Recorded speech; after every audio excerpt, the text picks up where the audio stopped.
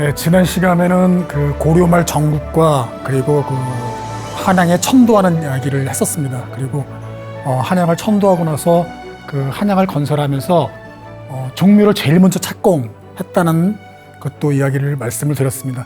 그래서 지금 궁궐로 본격적으로 들어가기 전에 종묘를 제일 먼저 착공한 것은 상당히 하나의 왕조가 탄생됐을 때 중요시했던 그런 그 사당이다라는 것을 말씀을 드렸어요. 그래서 오늘 이어서 이 종묘의 가장 중요한 게 바로 이 신주입니다. 그리고 신주에는 또 묘와 시호들이 이렇게 적혀 있어요. 그래서 신주가 뭘 의미하는지 그리고 묘는 어떻게 해서 짓게 되는지에 대해서 말씀을 드리도록 하겠습니다. 먼저 그 신주가 들어있는 곳은 그 신실이에요.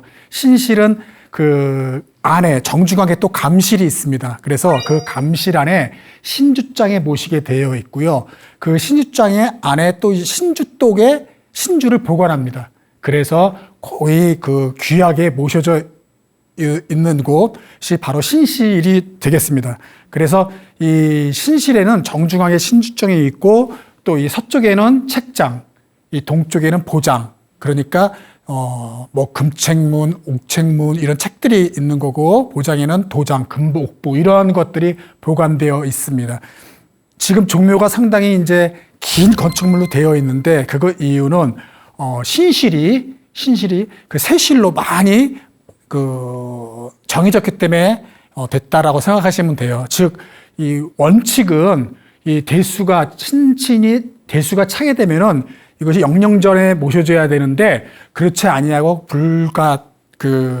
불천지주라고 그래가지고 옮기는 게 불가다 해가지고 계속 모셔뒀습니다. 그래서 공과 덕이 크신 그 임금님들의 그 신주를 계속 놔둔 거죠. 그래서 이렇게 긴 건축물이 된 거고 그분들께서 이제 계셨기 때문에 이 지금의 이런 종묘의 긴 건축물이 이어진 것입니다. 한번 그렇게 보시면은 저렇게 동당이실 서상제라고 이야기합니다. 그러니까 같은 건물에 실이 다르다, 방이 다르다.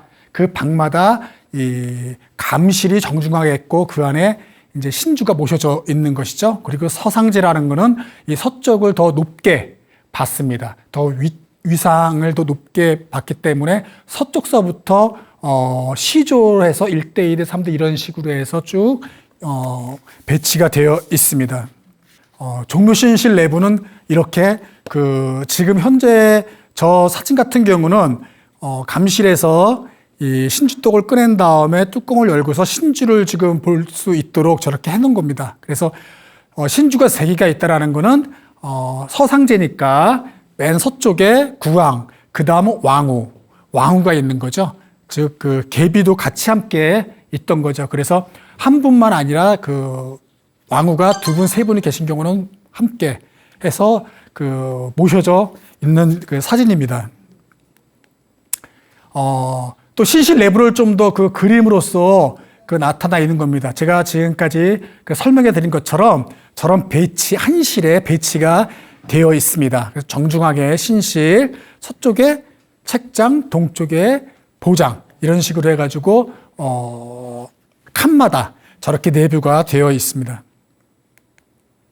금책, 옥책, 죽책 같은 경우는 대나무로 되어 있는 거죠. 옛날 고대 시대 때, 아주 오래된 시대 때는 그 종이가 없었기 때문에 그때 나무에다가 우리 글을 썼었습니까? 그때 그것을 기리기 위해서 죽책에다도 글을 써가지고 이렇게 보관하고 있습니다. 금보, 옥보, 당시 왕과 왕비의 조노, 시호 이런 것들을 새겨가지고 도장, 그리고 기념했던 도장들이죠. 그런 것들을 이제 종묘에 같이 옆에 보관해두고 있습니다.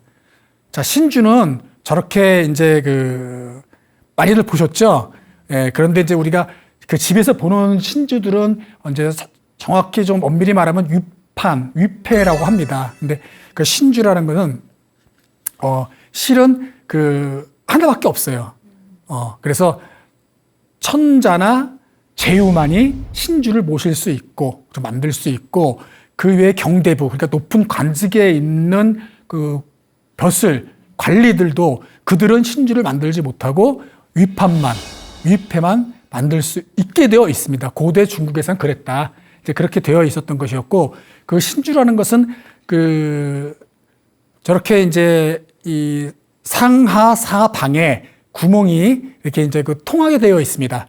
그래서 상하 사방에 이렇게 구멍이 있고, 저 구멍을 통해서 혼이 드나드라고 이렇게 이제 만들어져 있습니다. 그리고 저거는 혼이라는 거 말하기도 하고요.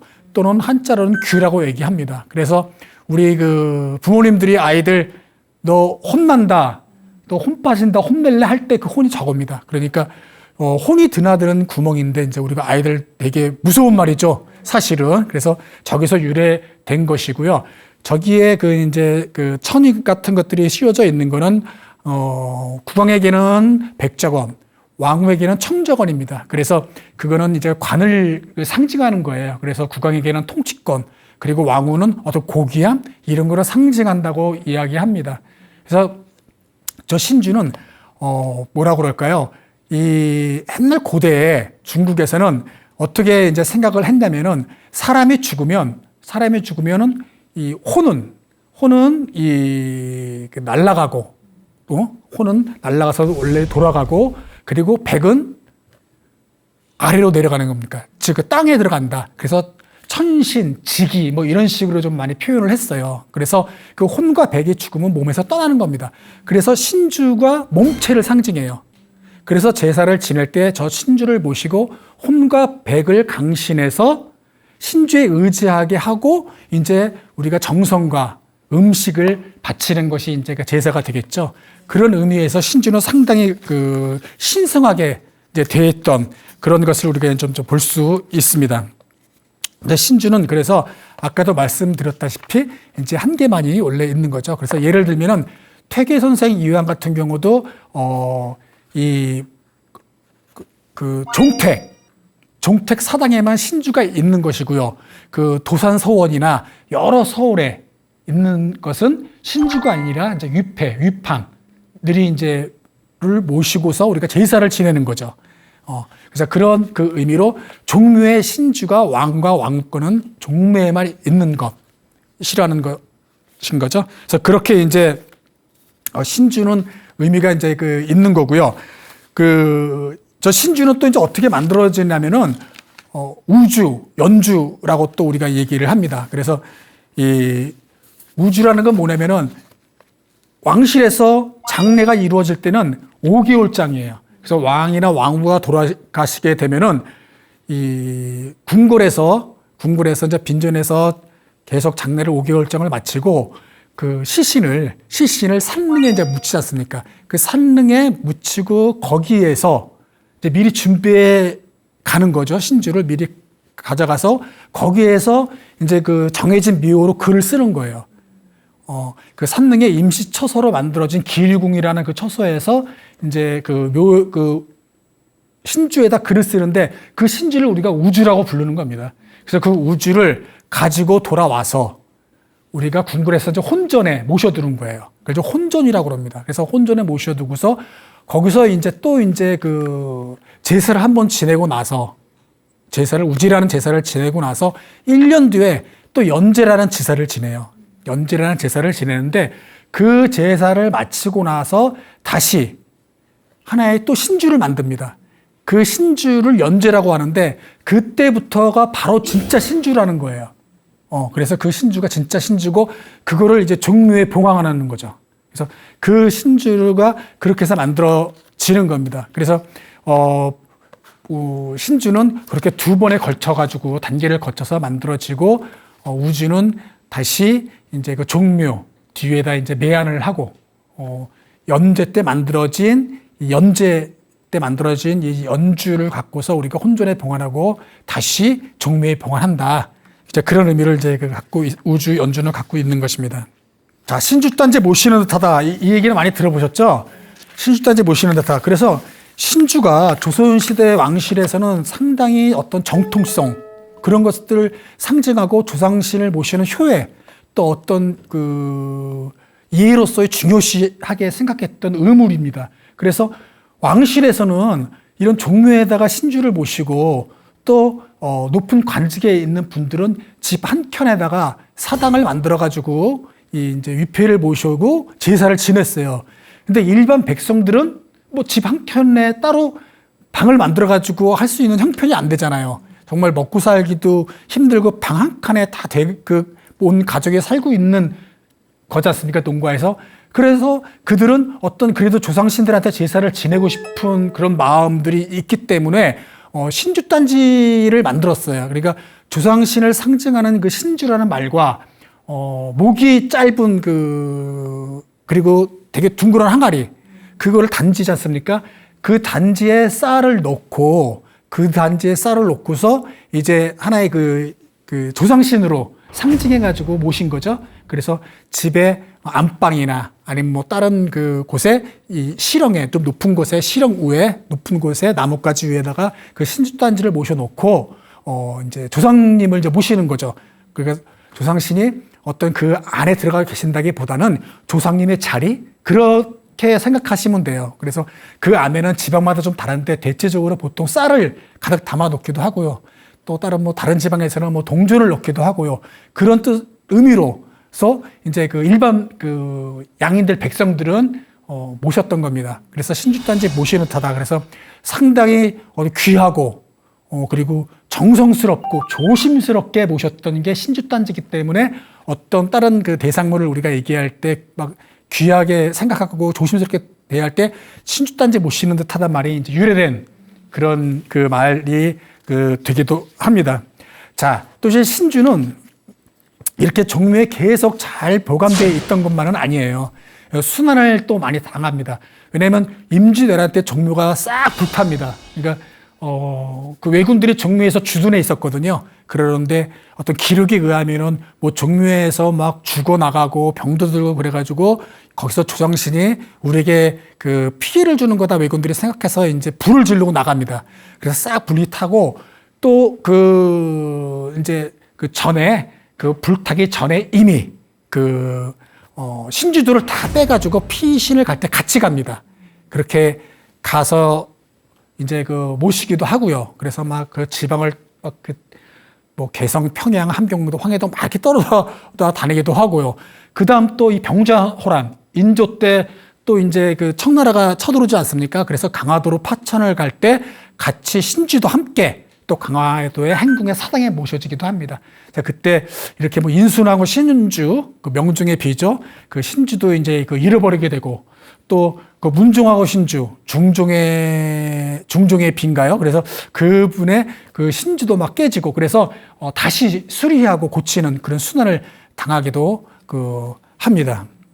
자, 종묘에서 패출된 신주와 복이 종묘에 이렇게 순환만 있었지만 또 어떤 정치적인 이유로 패출이 되시는 그런 그 신주도 있어요. 그래서 그냥 그대로 고이 잘 모셔지는 게 아니고 정치적인 이해관계에서 쫓겨나는 거죠. 너무나 여러분들 잘 알고 계시는 그 태조의 비, 그 신의왕후와 신덕왕후가 있어요. 근데 그 신덕왕후는 누구냐면은 방자와 방석을 낳은 두 번째 계비의 왕후인데 신의왕후에서 낳은 그 왕자들이 바로 뭐 그 정종, 태종 막 이런 분들이에요. 그러니까 종묘에서 그 처음 태조의 신주가 들어가고 그 일비가 되었던 그 신의 왕후는 조선이 건국되기 1년 전에 돌아가셔요, 병으로. 그러니까 정식 왕비가 안 된 거예요. 그 두 번째 계비가 우리 조선의 1대 왕후가 된 겁니다. 그러니까 그분이 들어가신 거예요, 종묘에. 일신실에. 그러니까 되고 나니까 그 다음 정종, 그 다음 태종이 상당히 여러분의 이미지가 강한 왕권을 강화시켰던 임금이지 않습니까? 그분이 태종 때에 임금이 되자마자 되고 나서 태조가 돌아가시니까 바로 자기 어머니가 아닌 신동왕후의 신주를 패출시킵니다. 빼버려요. 그 정도 빼버리고 그 전에 정종 임금은 자기 어머니죠. 신의왕후를 왕으로 추존해가지고 태조 이성계 옆에 모시게 되는 거죠. 그래서 그 태조 이성계 신주와 신양의 신주만 이렇게 모셔져 있었는데 현종 때 한창 한 250년 정도 지났나요? 한창 뒤에서야 그 현종 때에 때 임금이 신동왕후를 복위시킵니다. 그렇게 해서 같이 이제 모셔지게 되고요. 또 우리가 잘 아는 그 정종이란 분, 그러니까 태조, 그 다음 정종이죠. 그 다음에 태종이고, 정종이란 임금은 세종 때에 또 돌아가시게 되는데, 신주를 모시질 않아요. 만들질 않아요. 그래서 그분 같은 경우는 숙종 때 그 정종이라는 묘를 지어서 그 종묘에 모셔졌습니다. 세종은 정종을 적통으로 보질 않았어요. 그러니까 태조, 태종, 그리고 세종 자기. 그러니까 정종을 적통으로 보지 않고 했기 때문에 이렇게 또가 됐었고요. 또 한 분은 문종의 비 현동왕후라는 분이 있었는데 그분 같은 경우는 문종의 비면서도 단종의 어머니예요. 그분 같은 경우도 그 세조가 그 단종을 그 폐 쫓겨내고 자기가 왕이 됐지 않습니까? 그러니까 이 세조는 왕이 돼서 그 문종의 비였던 단종의 어머니였던 현동왕후를 단종 복위 사건으로 그 만들어서 실질적으로는 그분이 참여를 했는지 안 참여를 했는지는 모르겠지만 어쨌든 현동왕후를 또 패출시켜요. 그리고 당연히 단종은 영월에서 이제 사회를 먹고 돌아가시지 않습니까? 그래서 숙종 때에 와서야 또 한 200년이 지난 숙종 때 와서야 단종도 복위가 돼서 종묘에 모셔지게 되는 거예요. 그리고 이 현동왕후도 중종 때인가요? 그때 이제 그 복위가 돼가지고 종묘에 모셔지게 되는 거예요. 이렇게 정치적인 이해관계에 의해서 패출도 됐다가 나중에 후대에 복위가 되는 그 왕후들도 있었습니다. 그러니까 신주가 만들어지고 들어가시지만 계속 있는 것이 아니라 이렇게 참 힘에 의해서 정치적인 힘에 의해서 그리고 당파에 의해서 쫓겨나기도 하고 다시 보기도 하고 했답니다. 자, 다음으로 이제 조상신의 그 이름인데요. 제가 방금 말했던 이런 그 이름, 뭐 태조, 정종, 태종, 뭐 세종 이런 분들은 살아생전에 들어보지를 못했던 이름들이죠. 돌아가신 다음에 신임 국왕과 그 신하들에 의해서 공덕을 그 평가하면서 지어진 이름이 묘호예요. 그러니까 우리 역사책에서 봤던 그 이름들은 다 묘호다. 그리고 사후에 지어지는 거다. 그래서 이 묘호가 바로 신주에 적혀져 있는 거예요. 근데 달랑 그 두 글자만 있는 것이 아니라 아주 상당히 긴 이름으로서 묘호에서는 있게 되는 거죠. 그래서 태조부터 원종은 인조의 아버지예요. 원종은 왕은 아니었지만 인조가 왕으로 등극하면서 자기 아버지를 추존한 거예요. 자기가 왕이니까 자기 아버지를 추존해가지고 왕으로 만든 거야. 그래서 그분 원종 때까지는 좀 그 당시의 국제정세 속에서 조선은 제1국이었기 때문에 그 조상신의 묘호 앞에 유명증시라는 말이 붙고 사시, 즉 명나라에서 내려준 시호를 써야 돼요. 그 다음에 묘호를 쓰는 거예요. 그리고 시호 조노, 시호 이렇게 이제 쓰고 대왕이라는 말을 이제 써붙입니다. 그렇게 묘호는 그래서 유명증시 그리고 명나라에서 준 사시 그리고 그 조노 그리고 시호, 대왕 이렇게 이제 이름이 써지는 거고요. 그래서 가장 긴 이름, 그러니까 시호와 조노를 사후에도 계속 받아가지고 가장 조선시대에서 길었던 조상신 이름을 가진 분은 문조입니다. 문조는 누구냐면 그 효명세자예요. 효명세자를 추천해서 그 익종이라는 묘를 지어드리고 그 다음에 익종에서 더 문조라고 또 지어드린 거예요. 그분은 117자나 됩니다. 그리고 엄청나게 117자나 그 이름을 갖고 계신 분이 또 문조이시기도 합니다. 그러다가 고종 때에 고종이 황제가 되면서 그 명나라에서 받았던 사시, 그러니까 유명 증시란 4글자와 사시 6글자를 고종 황제 때에 이제 지우게 됩니다. 그래서 그 6자를 지우고 신주를 다시 만들어서 이제 종묘에 모시게 됐습니다. 자, 이 중국에서부터 내려오는 묘선정 기준과 원칙이 있었어요. 이제 그거는 뭐냐면은 창업, 지군 칭조, 개체 지군 칭종 뭐 이런 뭐 이렇게 글들인데 이 뭐 창업한 분, 나라를 처음 세우신 분은 조라하고 그 후의 왕들은 부자지간에서 그 왕을 이어받은 사람은 종이라 한다. 또 하나는 이제 그 입승, 왈조, 그 계승, 그 왈종. 그래가지고 세자가 아닌 사람이 왕이 될 때는 조라하고 세자가 왕이 될 때는 종이라 한다. 뭐 이런 거, 뭐 유공, 왈조, 유덕, 왈종, 뭐 이런 거. 그래서 공이 있는 사람은 조라하고 덕이 있는 사람은 종이라 한다. 하여튼 이런 기준과 원칙이 있었어요. 그래가지고 이거를 종법의 원리라고 했어요. 종법의 원리. 그런데 얘기라는 책에 또 어떻게 나오냐면은 공이 많으신 분은 그 조라하고 덕이 많으신 분은 종이라 한다. 그 조공, 조독이라는 게 또 나옵니다. 그러니까 이 왕들이 조선시대 왕들이 자기 아버지를 평가할 때 이라고 지어야 되는데 조라고 하고 싶었던 거예요. 그 되게 높게 이게 더 그 생각하게 되니까. 그래서 이 종법의 원리를 따를 것이냐 아니면 조공의 그 어떤 그런 그 질서로 지을 것이냐 그런 걸 갖고 신임의 국왕과 신하들이 계속 논의가 이루어집니다. 그래서 신하가 이기면 종이 이제 되고 국왕이 더 강력하게 밀어붙이면 이제 조가 되고 이제 이런 일들이 있게 돼서 우리가 아는 조와 종들이 계속 후대에도 우리가 아는 영조, 정조, 순조 이렇게 이제 이름이 지어지게 되는 거예요. 그래서 그런 이유로 해서 이제 지어지게 됐습니다. 자, 종에서 이제 조로 격상된 대왕의 묘. 제가 아까 방금 말씀드렸던 이제 그런 거예요. 뭐 태조, 창업군주죠.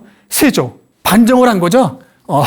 그래서 반정을 해가지고 종사를 중흥하고 정통성을 다시 세웠다. 이런 의미로 해서 세조의 아들 예종이 우겨가지고 세조를 한 거예요. 신하들은 반대했지만.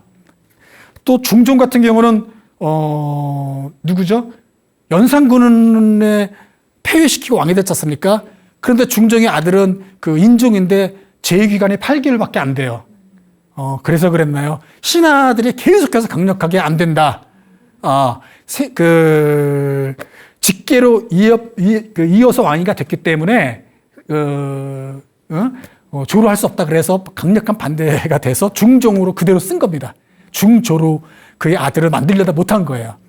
그리고 선조 같은 경우는 어쨌든 간에 임진왜란으로 우리나라가 되게 안 좋게 됐지만은 나라를 뺏길 정도로 돼 버렸었지만은 외란을 슬기롭게 극복했다. 어쨌든 극복을 했기 때문에 그 광해군이 처음에는 선종이었지만 선조로 광해군 8년에 다시 변경시킵니다.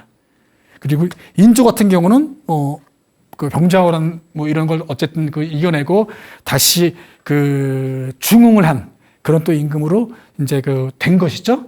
그래서 인조가 또 되는 겁니다. 그리고 영조, 뭐 정조 이런 분들은 고종 때에 고종이 영조, 정조 두 분을 영조로 변경시킨 겁니다. 원래는 영종, 정종이었어요. 고종 때까지도요. 그래서 우리가 영조, 정조를 부르는 것이지 그 전까지는 고종 전까지는 영종, 정종이란 묘를 갖고 있었습니다. 순조도 철종 임금님께서 순종이었는데 순조로 바꾸게 된 거예요. 뭐 서학의 유포라던가 뭐 이런 것들을 잘 막았고 그리고 홍경래 난도 진압했고 그런 공을 이제 연유로 해서 바꾸게 된 거예요. 그래서 조선 후기에 들면은 종이었던 분들이 다 조로 이제 바뀌게 이제 되는 것이죠. 그리고 고종 때 또 이어서 이제 묘의 대왕이란 분들을 이제 황제로 또 바꾸게 되는 겁니다. 그래서 이 고종이 자기 위로 계셨던 분들, 뭐 순조, 뭐 효명세자, 순조, 정조, 사도세자, 이 고종이 효명세자의 양자로 들어가서 임금이 되는 거거든요. 그래서 그분들을 이제 황제로 이제 만드시기도 하고요. 그리고 나머지 순종이 또 철종, 헌종 이분들도 같이 이제 만들게 되는 겁니다.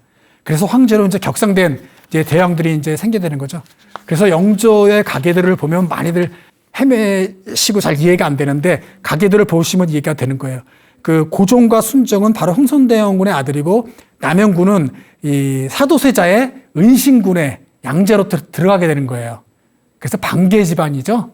그래서 그렇게 왕이 되는 것이 우리가 이제 확인할 수가 있습니다. 제가 지금까지 설명을 하고 나서 보니까 이 왕만 했네요. 그래서 왕후가 빠져갔는데 그 왕후도 같이 한번 좀 그 간단하게 좀 설명을 드리자면은 왕후는 이 묘호에 그 시호에 휘호, 조노, 시호 이러고 왕후 이렇게 쓰는 겁니다. 그래서 그 왕후는 묘호가 없습니다. 그래서 휘호를 이제 맨 처음에 쓰는데 휘호는 이제 왕후가 돌아가시고 나서 어떤 그 존어의 의미로 존칭으로서 휘호를 이제 지어서 올리는 거죠. 그 또 존어라는 게 있는데 그 존어는 뭐냐면 살아계셔 생전시 그리고 사후에 돌아갔었을 때 그분의 공과 덕을 기리는 그런 또 그를 또 바칩니다. 그리고 또 시호는 돌아가신 다음에 또 이제 그분을 기리기 위해서 올리는 그런 호를 이야기합니다. 그 휘호는 그 아까도 말씀드렸다시피 이제 승한한 후에 그 왕에게 올리는 묘호처럼 이제 휘호를 올려서 이제 또 지어서 그 신주에 적게 되는 겁니다. 왕비는 이제 그렇게 되는 거고요. 그래서 그 보통 왕 같은 경우는 돌아가시면은 이제 이름이 있지만 함부로 이름을 부를 수 없기 때문에 시호를 대신해서 이제 부르게 됩니다. 그래서 묘를 짓기 전까지는. 그래서 아직까지 묘나 시호도 지어지기 전에는 대행왕. 그래서 대행이란 말로 이제 우리가 이제 쓰게 되는 거죠. 그리고 이제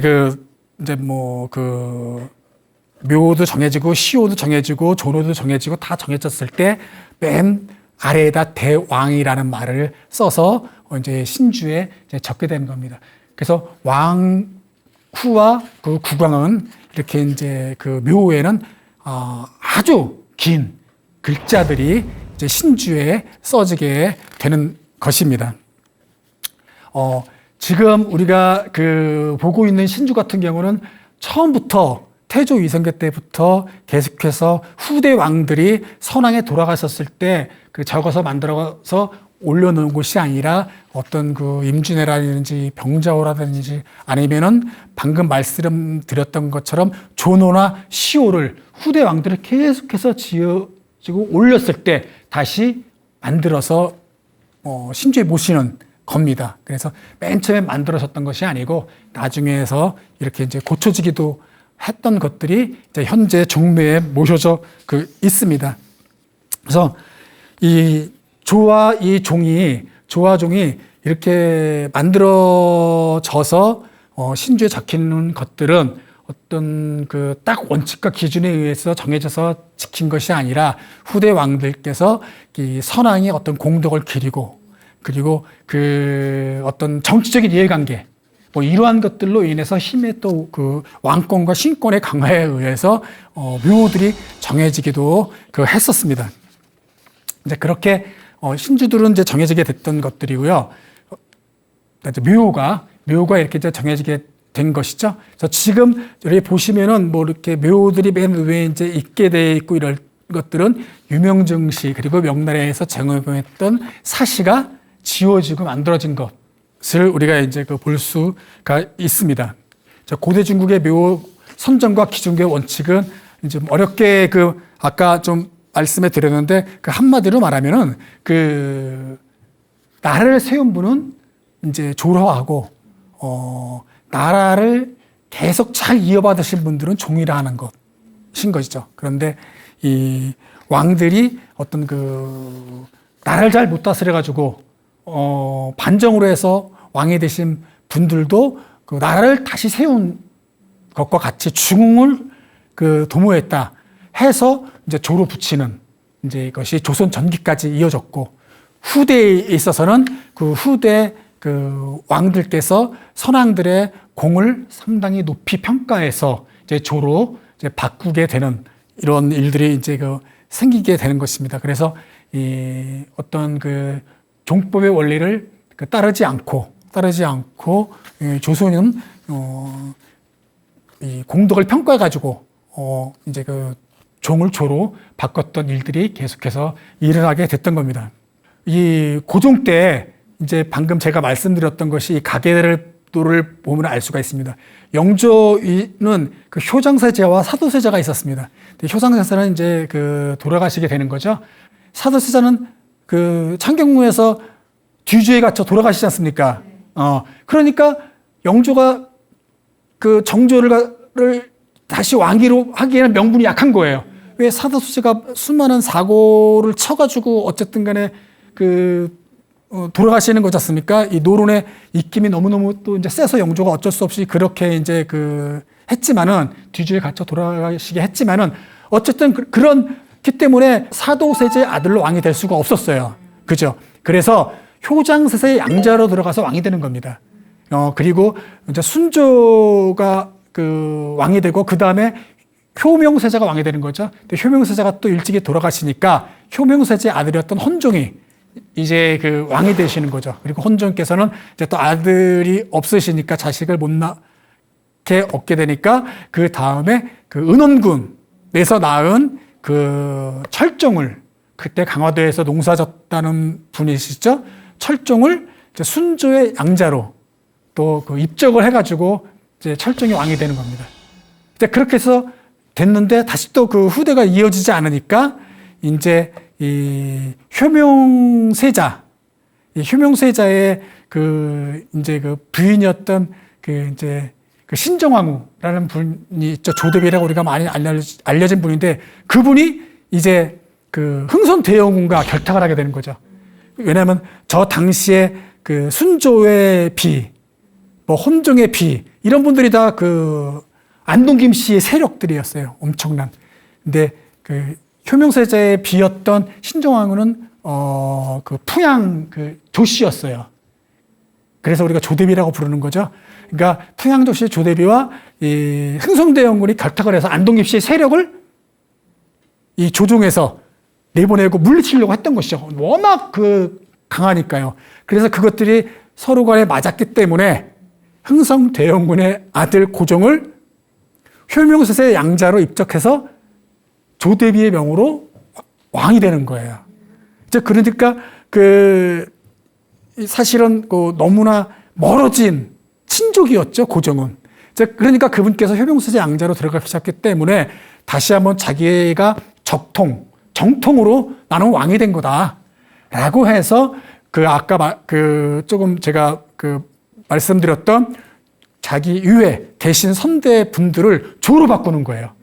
그래서 고종은 효명세자의 양자로 입적을 해서 신정왕후의 어떤 명으로서 인해서 이제 교소가 내려져서 고종의 왕위에 등극하게 되는 겁니다.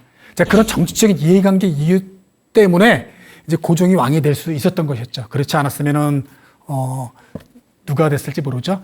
그러니까 바로 이런 그 당시에 정치적인 세력들에 의해서 왕위가 되신 분이 또 고종이라는 거죠. 그러니까 고종께서 왕으로 등극해서 했기 때문에 어떤 사실 명분이 좀 약했죠. 그래서 자기는 사도세자의 직계이다.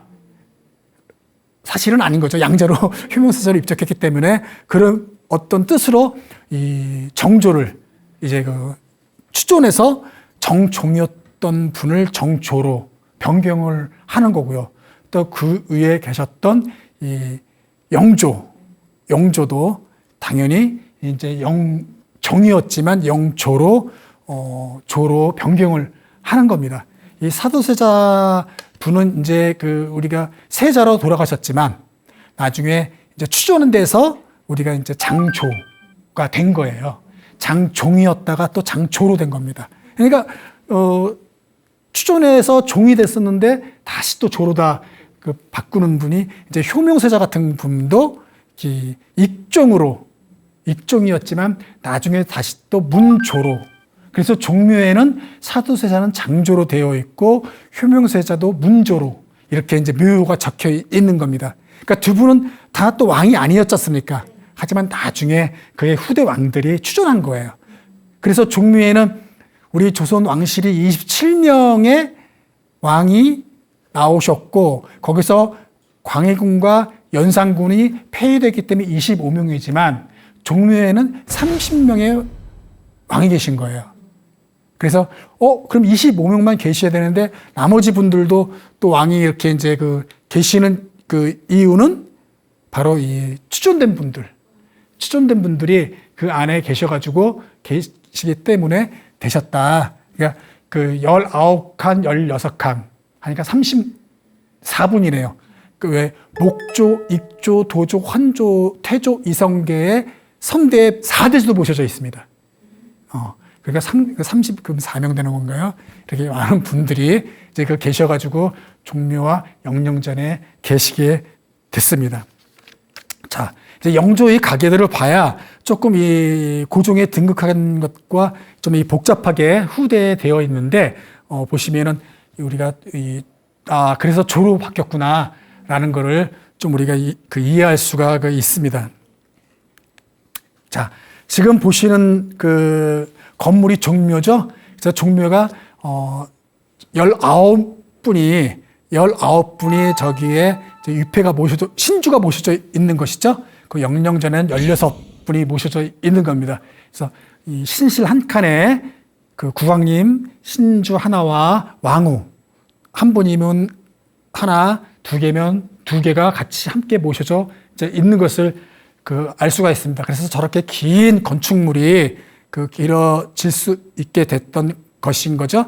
원래는 5분, 태조 이성계와 현 왕으로부터 4대, 4분까지만 모셔져 있어야 되지만 우리는 불촌지주라고 해서 영령전에 조천하지 않고 계속해서 종묘에 모셔진 분들이 많아졌기 때문에 계속해서 중축을 해서 저렇게 길어진 것이라는 거죠. 처음부터 저렇게 길게 되어 있지 않은 것입니다. 그래서 많으신 분들이 저 안에서 계시게 되는 것이고요. 하마터면 이 60년대에 들어와서 해방 이후에 이제 서울에 이렇게 국회의사당이니 아니면 많은 건물들을 이제 만들어져야 했었습니다.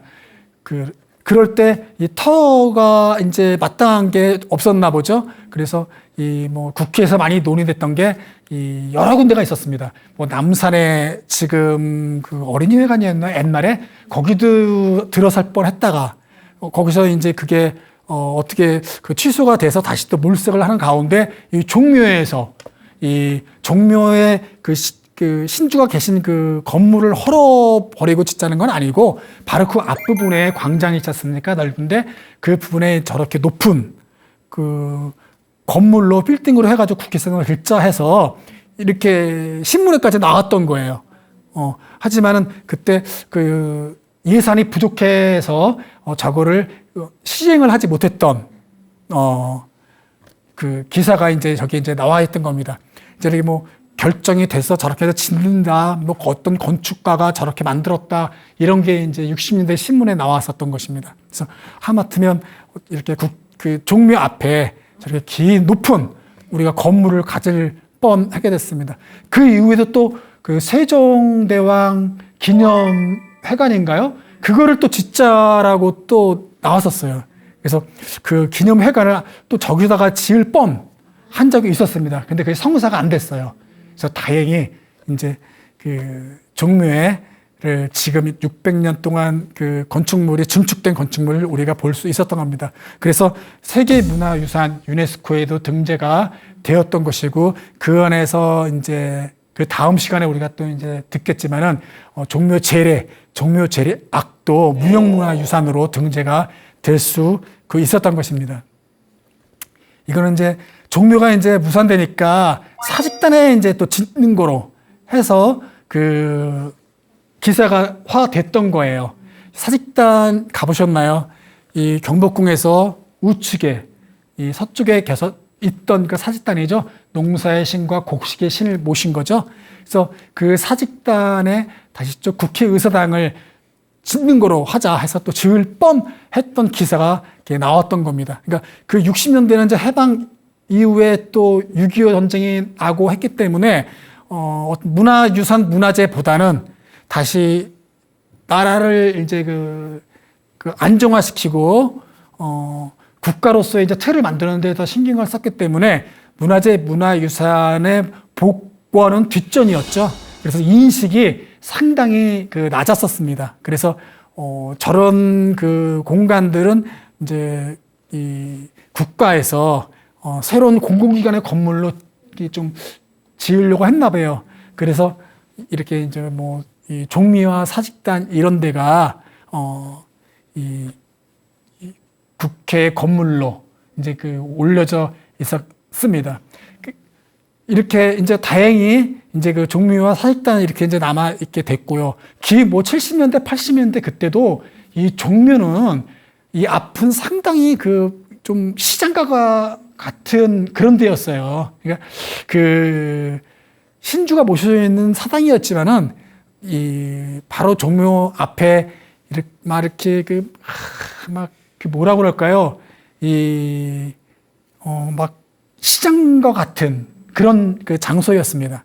그래서 막 시끄럽고 또 이 종묘 이 앞부분이 상당히 뭐 사창가도 있었고 이제 그런 것들이 계속 정비가 되면서 깨끗해서 바로 이 전까지만 해도 어르신들이 다른 데 가서 놓으실 데가 없으시니까 이 바둑을 놓지 않습니까? 기억들 하실지 모르겠는데 바둑도 치고 막 그러다가 이제 정비가 돼서 깨끗하게 광장으로 이제 만든 거예요. 그것도 아주 최근래의 일입니다. 이제 지금은 우리가 이런 것을 깨서 계속해서 예전에 이 종묘의 어떤 의례 이런 것들이 애정거로서 이게 무슨 지금 현대의 의미가 있느냐라고도 할 수 있지만은 이제 현대화가 되고 점점 더 우리가 발전될 수 있겠지만 예전의 모습 이것은 우리의 어떤 의식, 주인 의식, 우리가 정체성 이런 것들을 가져다 주는 거기 때문에 계속해서 문화재 문화유산은 보존하고 가꾸고 지켜야 되는 것이죠. 그래서 그랬기 때문에 조선시대 태조 이성계는 나라를 세울 때 정도전과 함께 궁궐보다 종묘를 먼저 짓고 궁궐을 짓는 게 되는 거죠. 그런 이유 때문에. 그래서 그런 의미를 살려서 지금까지 있는 것이 이제 다행스러운 일인 것이죠. 지금은 종묘 의례에 가면은 1년에 한 번씩 제사를 지내고 있습니다. 종묘일시 대동족약원에서 1년에 한 번씩 매주 5월 매년 5월 첫째 주 일요일에 제사를 지내고 또 다시 11월에 그러니까 1년에 한 번씩 지냈는데 근래에 이제 1년에 두 번씩 해서 11월 첫째 주, 둘째 주 토요일인가요? 이렇게 두 번씩 해서 예전의 모습으로 제례는 아니지만 간소화를 조금 해가지고 제사를 아직까지도 올리고 있습니다. 만약에 종묘에 신주가 없다면 그냥 하나의 그거는 그냥 건물일 뿐이에요. 건물일 뿐이에요. 그런데 신주가 있었기 때문에 그리고 그게 신주인 거를 아는 거는 묘를 거기에 적혀 있었기 때문에 누구의 신주인지를 아는 거죠. 그래서 종묘가 중요하고 이 건축물이 더 의미가 있는 것이죠. 그래서 우리가 그러한 어떤 정통성, 정체성을 알게 해주는 게 바로 신주였고 그 묘의 이름이다 라는 걸 우리가 알면은 좋겠습니다. 네, 오늘 강의는 이것으로 마치도록 하겠습니다.